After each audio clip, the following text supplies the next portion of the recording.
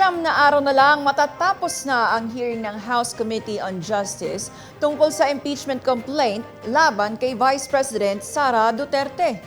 Ang kabuang detalye ng balitang yan, ihatid sa atin ni Judea Bernardo mula House of Representatives.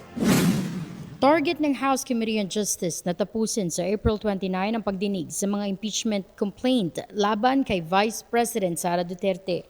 Ayon sa komite, malapit nang matapos ang pangangalap ng mga ebidensya kaugnay ng mga aligasyon laban sa Vice Presidente. Kabilang dito ang umanong pagbabanta sa matataas na opisyal ng pamahalaan, maling paggamit ng confidential funds, hindi maipaliwanag na yaman at mga pagkakaiba-iba sa kanyang SALN o Statement of Assets, Liabilities and Net Worth.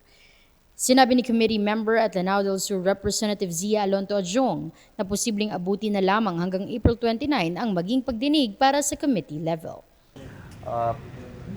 Baka sa 29 would be the last, no? Would be the last committee in confirmation hearing ng Committee on Justice. Tapos papunta na po ito doon sa plenaryo. Kapag naaprubahan ang committee report, maaari itong isumite sa plenaryo sa pagbabalik ng sesyon sa Kongreso sa May 4. Ito ang susunod na hakbang sa prosesong maaaring humantong sa paglilitis sa Senado.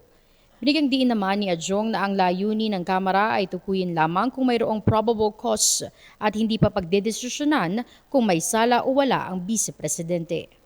Titingnan po natin kung ano yung magiging takbo at ako naman kung may mga pasabog, lahat naman ata ng hearing may mga pasabog, pero ang ina-anticipate ko talaga ay nakaangkla doon sa mga nakalahad na mga complaint. Kasama sa mga reklamo ang betrayal of public trust at posibleng paglabag sa konstitusyon, partikular sa paggamit umano ng Confidential at Intelligence Fund sa ilalim ng Office of the Vice President at Department of Education noong siya pa ang kalihim nito.